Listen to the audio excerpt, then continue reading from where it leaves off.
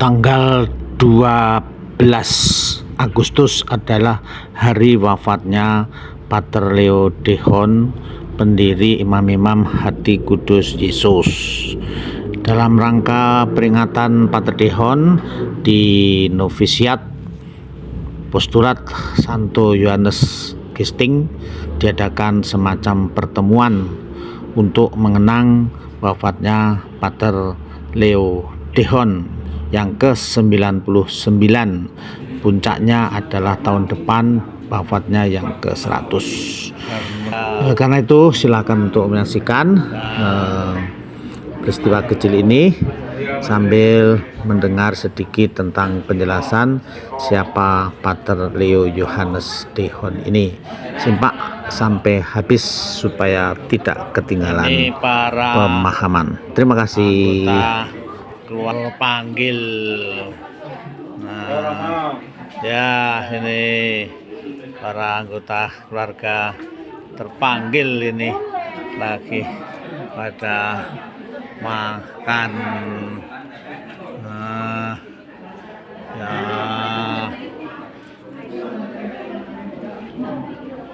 Oh, nang jero ya sok ya. Lebut kata. Oh, jangan.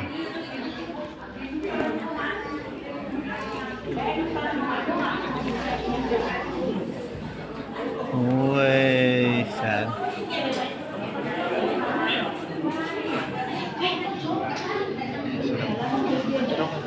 Sudah. Enggak.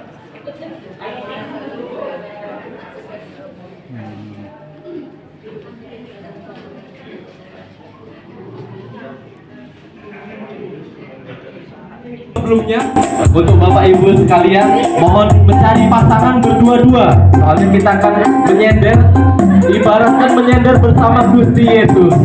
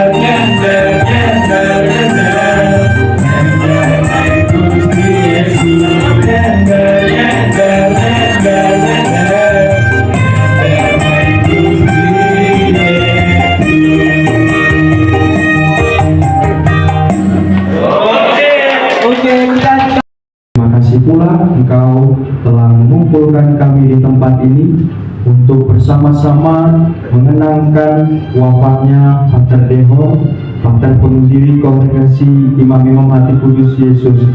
Semoga lewat permenungan bersama dan Ekaristi nanti kami dapat menimba keutamaan-keutamaan dari Pater Dehon, karena begitu banyak keutamaan yang dapat kami tunda, dan bantulah kami untuk menjalankan kehidupan kami dengan baik sesuai dengan apa yang kami mau.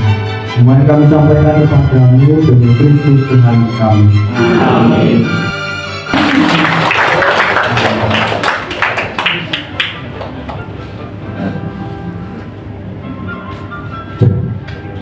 Baik, Romo, Bapak Ibu, Pak Pater, selamat sore. Tadi dikatakan oleh Pater bahwa saya di sini akan mencoba untuk sharing ya. Sebetulnya saya juga bingung mau sharing tentang apa. Yang jelas nanti yang akan ngangkat tentang Pater Dikon. Saya nanti sampai-sampai di belakang misalnya itu karena kirain ada orang lain dulu ngomong jadi apa speak gitu kan. Ngomong dulu ternyata saya langsung bebas ya, tidak apa. Baik, seperti tadi sudah disinggung ya Bapak Ibu ya, bahwa pada hari ini kita memperingati bagi yang belum tahu siapa itu Pater Dikon gitu kan. Karena di sini bukan hanya orang tuanya para Romo SC, Bruder SC, tapi juga ada yang orang tuanya dari suster, bruder gitu ya, yang notabene bukan SC. Maka baik juga untuk menegaskan sekali lagi bahwa Pater Dikon itu adalah pendiri dari kongregasi kami, yaitu kongregasi SCY ya. Pendiri kongregasi kami yang wafat tepat pada tanggal ini 12 Agustus 1925 tepatnya di Brussels, Belgia.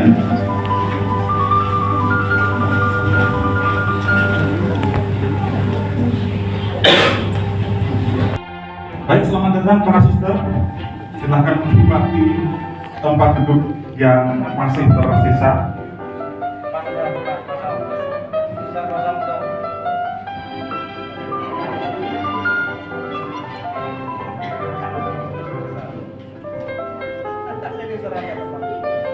Jadi suster, di depan ini masih ada beberapa bangku yang kosong. Di dekatnya para pater. Kalau boleh sehat juga boleh.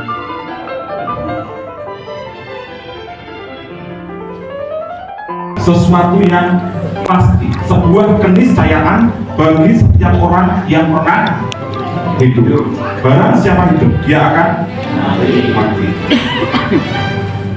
Ngeri ya kalau kita berbicara tentang kematian ya. Saya ketika membuat PowerPoint ini, saya itu juga ngeri. Saya tahu bahwa suatu saat saya juga akan mati. Tapi jangan sekarang. Jangan sekarang. Tapi sebenarnya wajar ya, kalau kita itu sebagai orang hidup terus takut mati. Tapi setelah dipikir-pikir, mengapa kita itu takut mati? Padahal ketika kita mati, kehidupan itu kan tidak ada. Artinya kita tidak bisa merasakan apa-apa. Tetapi ketika kita masih hidup, kematian itu tidak ada. Kata seorang filsuf seperti itu. Jadi hidup ya hidup, ketika mati ya mati. Oke, kita kembali ke laptop. Jadi kematian seperti yang kita tahu dengan baik adalah sebuah keniscayaan, adalah sebuah kepastian.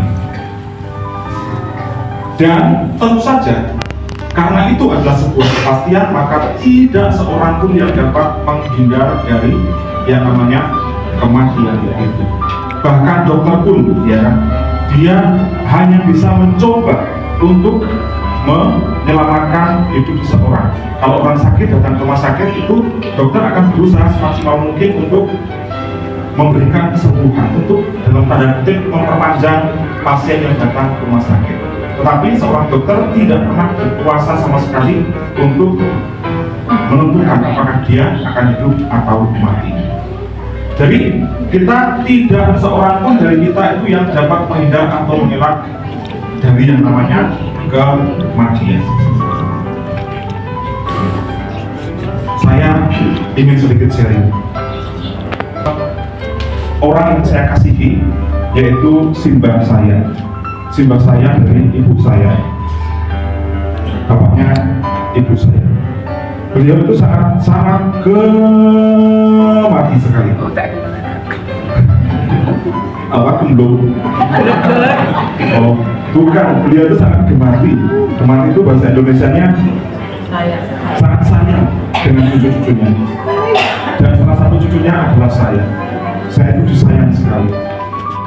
Ketika hari raya, meskipun mbak saya itu nggak punya banyak duit, tapi diberikan baju, meskipun baju obatan. Tapi saya sudah senang dengan baju itu. Ketika saya datang, orang tua saya pelajar, saya berikan ke rumah simbah saya itu yang sudah sepuh, lalu simbah saya lah yang merawat saya. Kalau saya pengen jajan, pecel itu waktu itu harganya 500-an, nggak pakai ketan, itu mbak saya yang ngasih uang. Jadi mbak saya itu sangat memperhatikan kehidupan saya, kesejahteraan saya. Dan ketika beliau meninggal, saya sangat teringat, dan saya mengingat dengan baik segala kebaikan yang dilakukan, yang pernah diberikan simbah saya kepada saya. Di antaranya adalah pemberian-pemberian. Dan itulah sebabnya para pater, mengapa saya di tempat ini itu selalu murah hati dengan para pater, karena saya membatinkan itu ya, kebaikan yang dilakukan oleh simbah saya. Sampai saya tuh pengen memberikan suatu saat memoyo kepada para pater itu sebagai sebuah bentuk kebaikan. Yang kita ingat adalah kebaikan tapi yang kita coba ceritakan kepada orang lain itu adalah kebaikan. Dan kebaikan itulah yang kemudian seringkali kita ingin kita tiru dan ingin kita tularkan bersama dengan kita juga. Dan ini dia Indonesia utang itu orang berbagi, tapi yang kebaikan kita dan para frater serta para romo.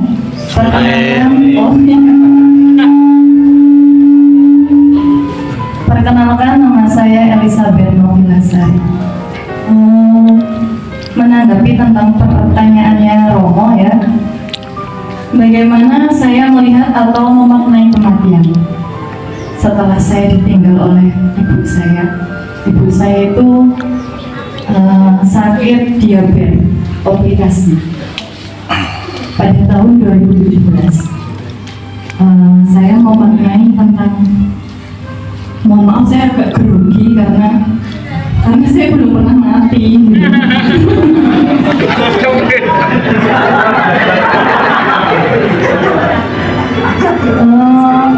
Kalau menurut pribadi saya, kematian itu sebenarnya untuk apa kita takutkan? Karena pernah nggak sih Bapak Ibu itu merasa kangen sama penciptanya? Kalau saya kangen. Jadi saya tuh kadang melihat kematian itu, kalau ibu saya tuh, saya mikirnya gini, ya kalau orang muslim alhamdulillah gitu loh ya. Kalau saya tuh bersyukur, oh ternyata ibu saya tuh sudah bertemu dengan penciptanya gitu. Kalau di kehidupan ini yang saya rasakan tuh penat gitu, ramai, penat, apalagi sebagai seorang awam seperti saya di ibu saya. Kita tuh baik yang dirasani, tidak baik yang dirasani gitu. Jadi kalau menurut saya kematian itu adalah untuk apa? Bukan hal yang menakutkan bagi saya. Saya aja pernah loh Pak, pengen pulang ke rahmatullah gitu. Pengen ketemu penciptanya gitu. Seperti apa sih pencipta saya itu gitu. Jadi kalau saya tuh mikir, mohon maaf tapi durasinya berapa menit ya? Pokoknya itu ya ibu-ibu, bapak-bapak, apalagi bapak ibu yang sudah sepuh gitu. Saya bukannya mendoakan, tapi memang kematian itu bukan hal yang menakutkan. Memang sih karena kita itu di dunia ini sebenarnya kita takut kematian karena apa? Karena kebahagiaan duniawi yang menggodeli kita ini. Kalau kita itu tergantung dengan hal-hal duniawi ya kita takut sama kematian. Tapi kalau kita tuh hidupnya selalu berpegang pada firman Tuhan gitu, tidak ada yang menentukan untuk apa takut mati gitu. Sedangkan Yesus sendiri tuh berani mati untuk siapa? Untuk kita manusia, menebus dosa-dosa kita. Nah Kalau saya tuh pikir ibu saya meninggal itu, ya puji Tuhan, karena beliau tidak merasakan sakit lagi, yang bolak-balik ditusuk jarum gitu kan. Kalau kita melihat tuh sakit gitu ya, berdarah gitu. Tapi kalau sudah meninggal, ya itu tadi, beliau sudah bertemu dengan penciptanya, gitu, bekal bersama penciptanya, nggak merasakan beras larang gitu kan, yang merasakan sekarang saya gitu, beras mahal gitu kan. Tante, suster, bapak ibu, perkenalkan, nama saya Justina Supatini dari Sumberjo. Kematian, apa sih yang namanya kematian? Ya mati. Tetapi bagi saya pribadi dan di stasi saya juga mempersiapkan orang-orang yang dengan tanda kutip menjelang kematian dengan menghubungi sesepuh, romo, terus dengan ya paling tidak mengumpulkan orang-orang dan untuk membantu dengan doa-doa kita. Terus tidak dengan itu saja, secara pribadi kami plus suami saya itu juga mempersiapkan apa yang harus dipersiapkan untuk kematian, dengan kota, dengan dandani wong meninggal. Artinya kami tidak lelet kuat, artinya bodoh-bodoh amat. Jadi begitu ada orang yang dengan tanda kutip sepuh yang sudah mendekati seperti itu, kita harus toto-toto. Artinya dengan yuk kita berdoa secara bergilir dalam jangka waktu ibaratnya seminggu bahkan 10 hari dengan tanda-tanda itu. Jadi kematian memang rahasia Tuhan, tetapi kita sebagai orang yang masih hidup bisa juga ibaratnya kasih jalan ya. Jadi merasa tidak takut karena yang namanya kematian itu orang-orang yang mendekati kematian memang butuh sekali untuk dekat dengan kita. Bagaimana kita menenangkan orang-orang seperti itu dengan doa-doa kita, dengan saudara-saudara kita, istilah wong Jawa melekan awan bengi. Masa hanya itu Romo yang bisa saya sharingkan. Matur nuwun. Terima kasih. Apa itu kematian? Kalau menurut saya bahwa kematian dari dunia ini adalah ujung daripada kehidupan manusia dari dunia ini. Lalu yang kedua, bahwa kematian itu adalah suatu hal yang dinyatakan bahwa Pak Tumijan, tugasmu di dunia ini sudah selesai, maka kamu harus kembali lagi kepadaku, pada Sang Pencipta. Ini karena menganggap entah itu walaupun masih dalam usia muda, kalau memang dipandang sudah cukup, sekarang sudah cukup pelayananmu dalam dunia ini, sudah kembali lagi kepada Bapa di surga. Inilah yang sebenarnya itu adalah daripada kematian. Maka kalau bisa direnungkan bahwa bagaimana kalau itu menjadi suatu tugas pelayanan, ya karena kita tidak tahu mau berapa hari, berapa bulan, berapa tahun, ya tugas yang diberikan Tuhan kepada manusia, kepada saya, maka ya sebaiknya kalau benar ya bagaimana saya harus melakukan apa yang diperintahkan Tuhan dalam kehidupan saya selama di dunia ini, karena pada akhirnya nanti sampai pada ujung yaitu kematian dari dunia ini. Saya kira demikian. Terima kasih. Luar biasa sekali, tepuk tangan.